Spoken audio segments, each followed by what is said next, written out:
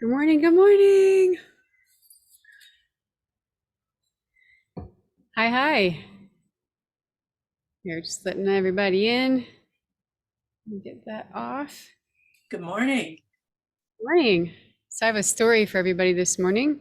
And actually just real quick, thumbs up. Della, did you get my message this morning? Okay, awesome. Fantastic. So yeah, what I wanted to say, let me just let a couple more people in. Anat's here, great. Hi, Joy and Judith. Dundee, hi. Sadella and Jermaine. Kathy, hello. And let's see, a couple other people are still jumping on. Get Julia here. So, and Anat's here, that's great. Where does she go? Oh no, she can't, I can't see her yet. Anat, I spoke with Stefan and Uri the other day. I'm sure they probably told you, but anyway, we'll talk about that later. So, where I wanted to kind of head us this morning, first, let me just check in. I think everyone has been here before. Is there anyone that this is their first time? Show of hands or virtual hand? No, I think everyone's been here before. Okay, great. So, one thing I've been playing with a little bit in my own life, and also just specifically when I go birding, is the idea of staying with something for longer than I might maybe be comfortable with, or not so much comfortable, but just that idea of sort of like boredom, or like, oh, I want to go check something new out, and like wanting to move on to the next thing. And so what I've been working on doing more and more is staying with something longer, whether it's a scene, a specific bird, a sound, whatever it might be. Because what I've been finding is that really interesting, I guess, experiences will reveal themselves the longer I stay with something. And of course, there's like, a natural ending to things. And just a really good example was this weekend, I went out for a run down at the local boardwalk here where I love to go. And I saw, it's a little windy day today. And I saw some jays. One thing I love doing in the fall and the spring is watching large flocks of birds, in particular corvids. I think there's something really fascinating to me about corvids migrating and moving, and especially the jays. I love watching jays. And I don't know if it's just because not many people talk about it or what it is, but I'm really keyed in to watching jays move. And so I get very excited when I see large groups of them. And so I was walking on the boardwalk, had my binoculars, and I see a group of like 10 or 15 of them moving. And I was like, oh, cool. This is the first group I'd seen in the fall so far. And they're going west right now, because the jays tend to move east-west rather than like north-south from my observations. And so I saw this group going west. And then I saw another group and I was like, cool, they're moving, And then I was ready to kind of be like, oh, that's neat. The jays are moving. That's probably all I'm going to see. And I was just about to just continue on. And instead I was like, you know what? I'm going to stick with this for a while. And so I just got to a place on the boardwalk where I could, people could easily pass me. And I just hung out there for probably 30 minutes and just watched group after group after group of jays moving. And then as I was watching them, I got to see where they chose to go, like how they followed the tree line. And I even observed that some of them were traveling in what looked like pairs, even though they were in a group usually of like 10 or 12, they were often in pairs as they were traveling. And so that's something I don't know if I would have really, really keyed into if I had just like seen the groups moving, checked them off my list, and then just kind of moved on. So all that to say that what I'd love for us to focus on today during our sit is just that, is staying with something a little bit longer than maybe we would normally sit with it. So let's get ourselves all situated here. So go ahead and feel your feet on the earth, on the ground, whatever it is beneath you. I'm actually cross-legged right now, so it's more my butt that's in contact with a solid surface. So whatever part of you is in contact with the thing that's closest to the earth, just connect with that right now and notice what you're feeling. Can you feel that connection between yourself and the earth, regardless of how far away it may be? Maybe you're up a couple stories in a building. And just see if you can tap into that connection with yourself and the earth right now.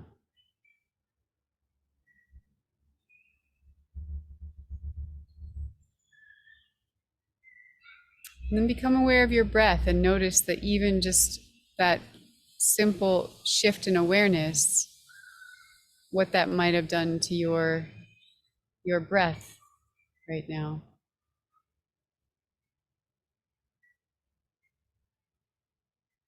And so watch your breath in your mind, of course, as it goes in and out. Notice how deep or shallow it may be. And you can take stock of that throughout the sit. Just come back to your breath and noticing if something causes it to kind of speed up or something might cause it to slow down.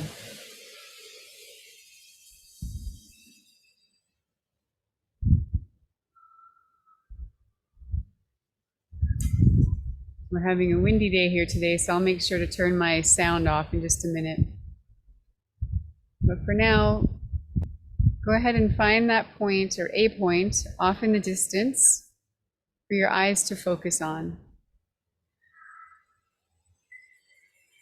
And then, as we always do, allow your gaze just to soften, but still continue to look forward at that one point.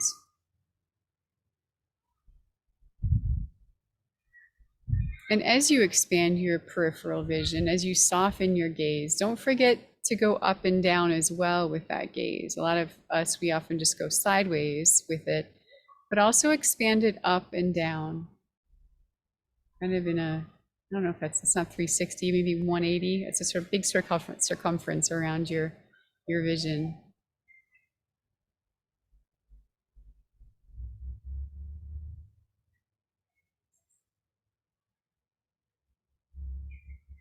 And as your gaze softens and your vision expands, you might be more keyed into the sound. So allow your ears to receive what they're receiving right now.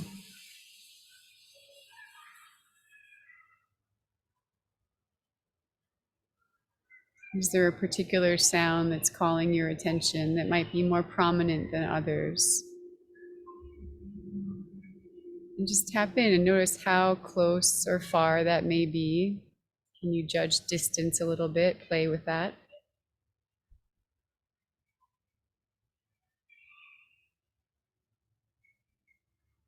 And allow yourself to deepen into that sound, noticing the texture, the quality of that sound.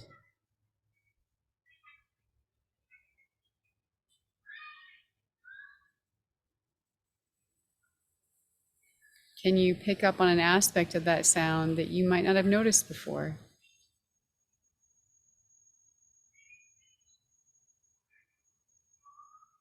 And then, just as we did with our gaze softening, allow your sense of hearing just to soften and expand. So even though you're focusing on that one sound, see if you can also receive more sounds that are in all directions around you right now.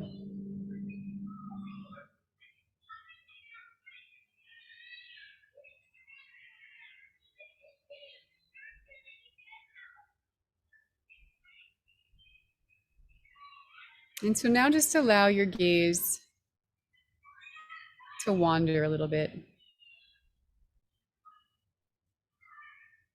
And let yourself pick up on something, whether it's a bumblebee or a bird or a cloud.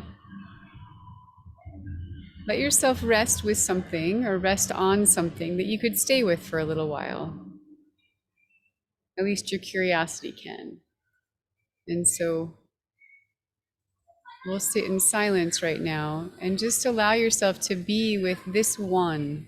See if you can stay with this one until I call us back from our time. So I'll let us sit here for a few minutes and maybe even a little bit longer.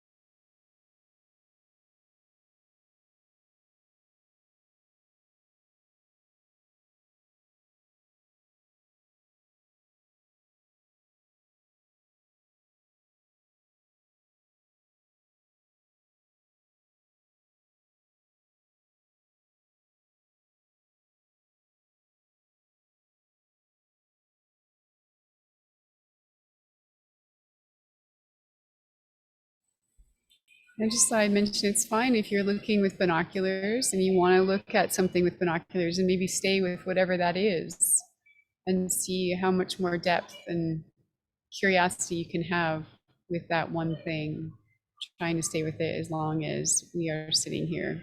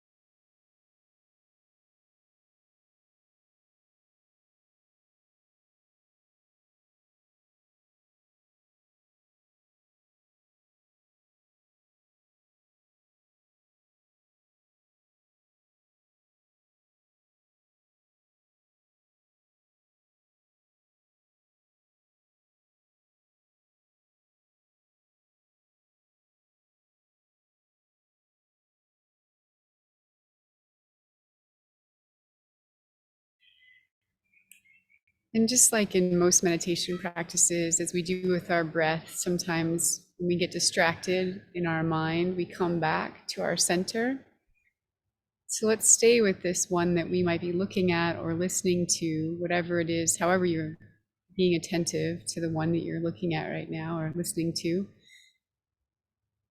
And just allow yourself to, you can move away from it for a moment, if you get pulled by an exciting bird you want to look at or something, but keep coming back to that one place, that one tree, that one bird, as we sit here a little bit longer.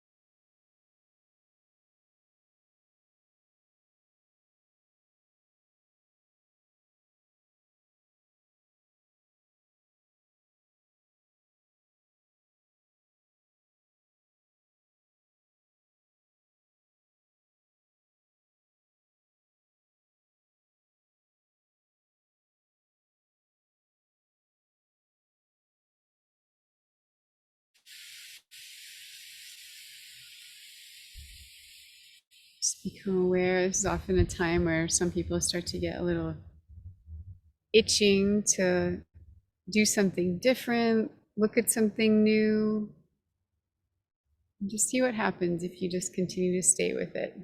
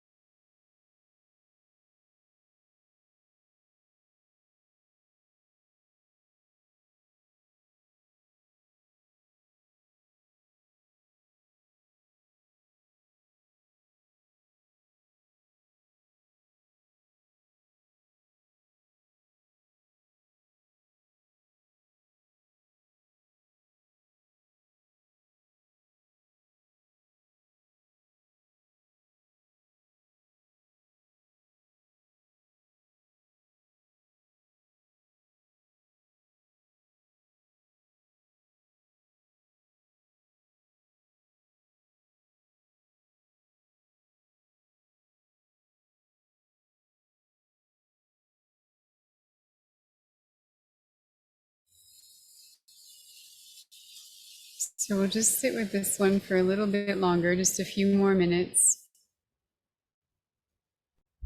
And just be aware of what it might be like to know that you're going to be leaving it soon, that you won't be looking at it much longer.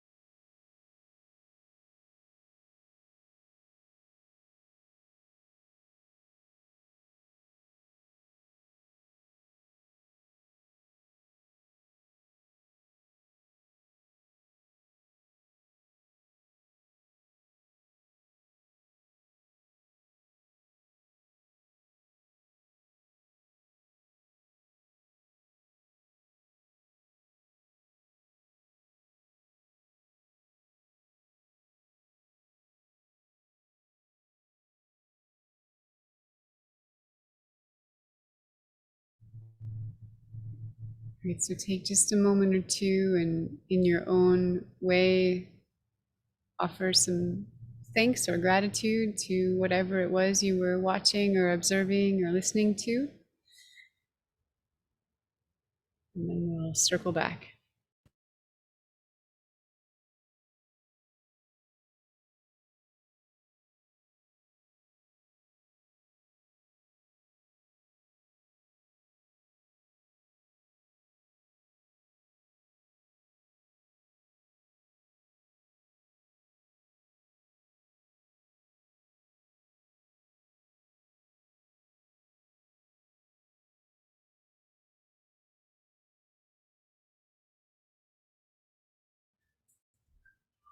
All right. So folks want to stick around for a little chat afterward, you're welcome to do that. You're also welcome to head out if you need to do that as well. Thank you for coming. And I'd love to hear from someone about, we'll talk about maybe stuff that happened for you during the week, if you have stories from your week, but how about just right now for anyone that had any particular experience at the sit, what happened for you if you opted to take on my invitation to sit with just one thing for a little while? What was that like? And you can just, yeah, Della, go for it. Well, I was watching a hummingbird because I'm indoors today because we are sucked in. It's Oh, wow. really foggy out. I can't see very far. And I'm watching a hummingbird that's in the plum tree. And it was just sitting there and it looks around. It reminds me of a periscope. You know, it looks back and forth and back and forth. The interesting thing about this hummingbird is that it's all gray. Yeah, a lighter gray breast, a darker gray back. And I'm thinking, I wonder if this has something to do with the lighting. Maybe I can't see the color because it's so foggy. Then when you see me go over to this direction, I'm looking at the hummingbird feeder. So there was another one that came along and I looked out at the hummingbird feeder and it was green. I could see the green on its back. But the one in the plum tree was just totally gray. Anyway, that's my story. I don't know what kind of hummingbird that was. I mean, I only have mostly Annas here, but yeah. Any ideas? That's wild. No, I don't. I'm not sure. I think I like your lighting theory. I think that that's often what I go with, especially if it's in the plum tree. You know. Also, I'm not sure I'm not super familiar with the female and the immature Annas. If they have, I'm guessing they must have just less coloration and Right, whatnot. right. But yeah, my guess would be it's a coloration, issue with the inside the plum tree and the foggy day kind of thing. That's what I But think. I don't know. Keep watching it. It might be interesting to see when that one comes, if it gets a chance to come to the feeder, if you notice anything different. Yeah, I tried to get a photograph, but it didn't, I couldn't. So Didn't come anyway. out. Yeah, yeah. Cool. Thanks, Stella. Hmm? Now, the immature ones do tend to be really light, not much color.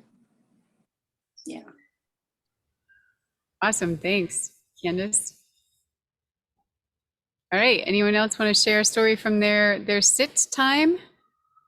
What it was like to just stay with one thing for a while?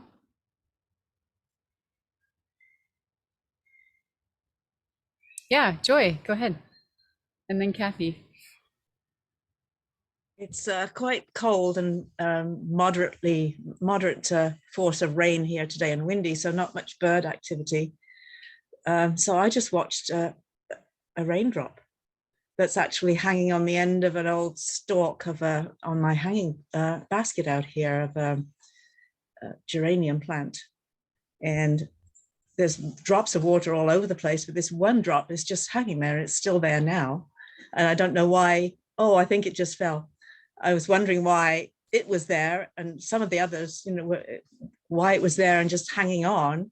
And it started me thinking about the importance of water in our lives, and also wondering what journey that particular raindrop had been on today, and perhaps for the last 1,000 years, up and down, and where it's been and where it's going to next. And here I am just watching it for a few minutes. I thought that was kind of cool. That's my story. That's profound. Jeez, Joy. Wow. Wow. Yeah, that's amazing. It reminds me of, there's a place in Utah that I used to go to visit that has a spring that they say it's really easy to access this spring actually, but it's a spring that I guess they've tracked under the earth somehow, and they say that it's taken like 1,000 years for the water to get to the surface. I don't know how they were able to figure this out, but they say that's the case. And so it's the most amazing thing to drink from this spring, and to just imagine, maybe it's true, maybe it's not, I don't know, but just to imagine that this water may not have seen the surface for 1,000 years, and that I get to be the one to drink from it in that moment. And yeah, it's the most profound thoughts and ideas I think can come from just being with the drop of water for a moment. Thank you for that. I think I saw Kathy. Did your hand come up? Yeah, we got a nice little heart from Claudia. Oh, yes. Well, enjoy. That was a beautiful reflection, by the way. I was quite moved by that. So thanks for sharing. For me, it's a beautiful day here in Greeley, Colorado, and the leaves are starting to change. So I focused on the oranges and the reds that are in a tree. And I found that I'd hear crickets chirping, and then a bee would go by some of my plants. And so that distracted me. But thankfully, I kept going back to that leaf once I decided that was going to be my focal point. Although I really liked the other things, but I was really grateful for this particular bird sit, that it brings me back to center when I start to drift off. And so I can see how distractions, no matter how lovely they are, can pull you away from just being with something for a little bit.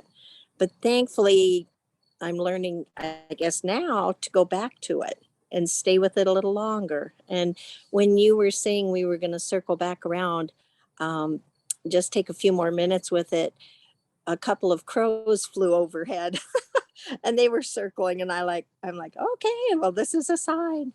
So I don't know. It was all just a cool experience. So thank you.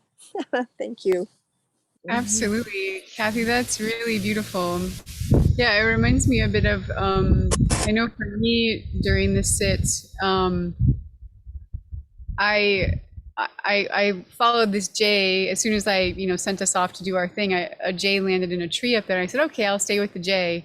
And then the jay flew off. I was like, okay, I guess I'll stay with the tree. you know, and then the jay did come back, and there were goldfinches that were using that tree, and it was really interesting to me, and it was such a good vantage point. I don't think I've ever really focused on that particular tree before, but I got to watch a hawk zoomed by because I was looking up in that direction, and the clouds were just magnificent as they were going over. And what I found was that there was this moment, and I feel like it's, if anyone's ever done, like if you've a runner or done anything really, where there's this kind of period where it's really uncomfortable. You know, I found myself wanting to look away, wanting to follow the flycatcher and the other things that were all around. But I just kept getting, you know, I was like, okay, I'm going to commit to this. I'm going to stick with this tree. And I kept coming back to the tree. And at some point I found myself not wanting to look at anything else. I was like, I just want to be with the tree. Like, I just want to stay here. And yeah, and it was really, actually it was like relieving and calming to me to not have to look at a bunch of, kind of what you were saying, Kathy, that there's a lot of distractions often. And it really was very grounding to just say, oh, all I have to do right now is just look up at that tree, you know, and that'll be enough. Like, that's enough. And yeah, I found that to be really, I guess, wholesome for me right now. And the jay did and lots of curiosities too, just from this one point, like, why did the jay choose that tree? Why did the goldfinch choose that tree? And the jay keeps coming back to that tree, and it's just amazing what can happen in just a small little window of the earth, you know? Yeah. Anyone else?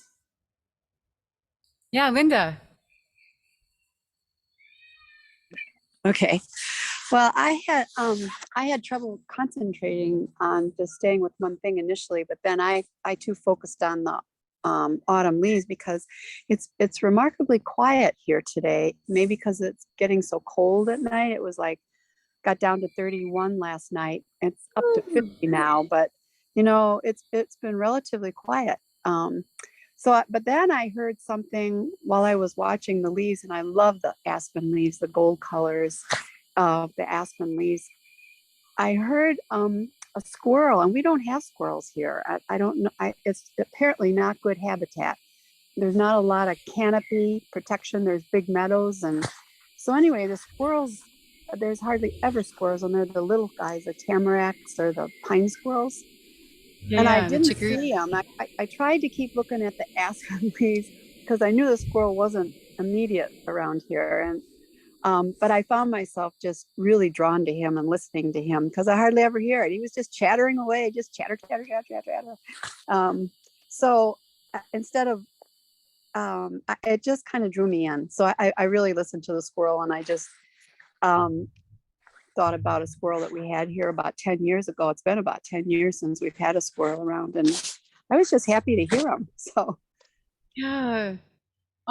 You know what I'm struck by hearing all your stories, is I guess just the depth. Like, when we allow ourselves to sit with something for just a little, it really wasn't that long that we were actually, maybe 15 minutes that we were sitting, and where our minds went, like how deep some of us went, you know, there really some deep conversations, or just like history, you know, like with you, Linda, like thinking back in time and in your history of like what, you know, this one that you knew and whatever. And it's yeah, it's really, I also feel a lot of you often reflect how you're grateful for the sit and how it sets your week off in a really good way. And I feel the same way, that that I often find that it's just a good reminder to take some time in our day and do something that's so humanly natural, you know, that our wild ancestors did for probably most of their day. Could you imagine that? Could you imagine if like the majority of our day was spent in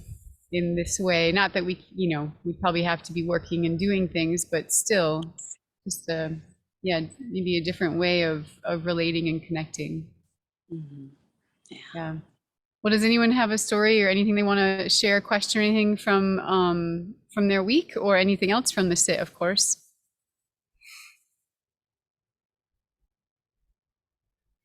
I think there was some stuff in the chat, but I didn't have the chat up. It's like a bunch of people have responded. Let's see.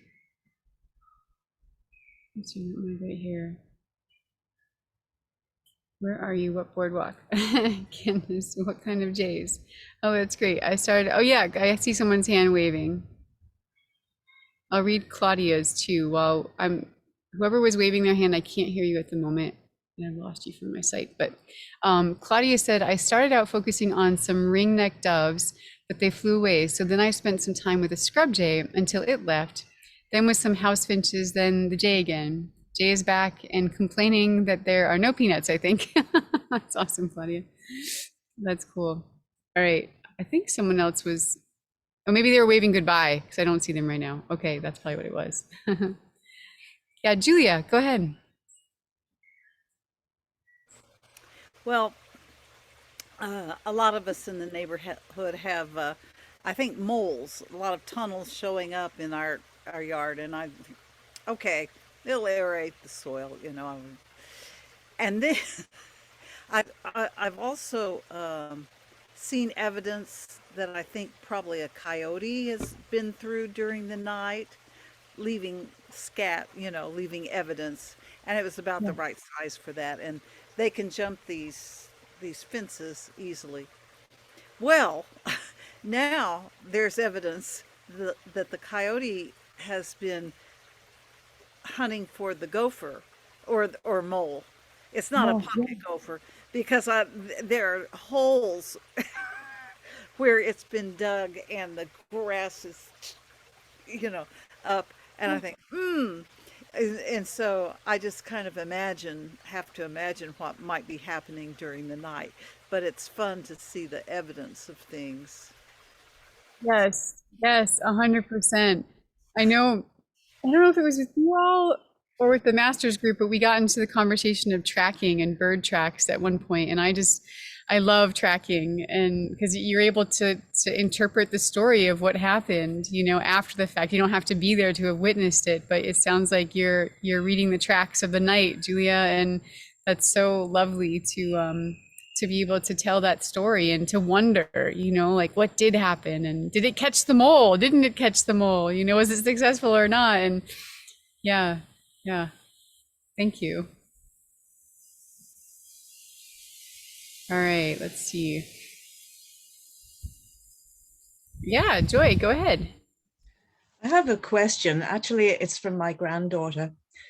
She rides horses, and she was telling me that she was in the paddock, I guess, one day with the horses, and a crow came in and started walking around, and the horses were walking, and then the horse started to canter a little bit, and the crow picked up its pace and started to move a little faster.